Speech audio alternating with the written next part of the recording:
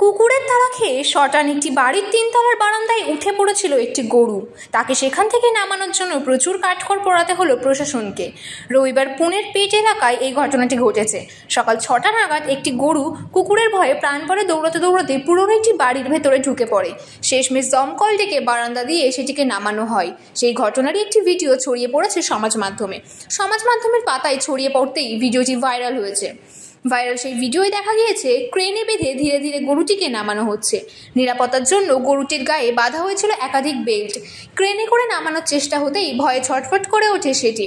সংবাদ মাধ্যমে বলা হয়েছে, মাঠে চড়ার সময় বেশ কয়েকটি কুকুর একটি গরুকে তাড়া খেয়ে গরুটি এলাকারই একটি পুরনো বাড়িতে ঢুকে পড়ে। একটি সরু কাঠের সিঁড়ি বেয়ে 3 থেকে 4 তলায় উঠে সেটি যায়।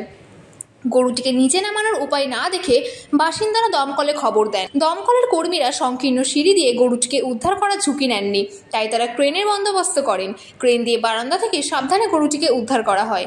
সেই উদ্ধারের ভিডিওই পুনে ফার্স্ট নামের একটি এক্স হ্যান্ডেল থেকে প্রকাশিত হয়েছে।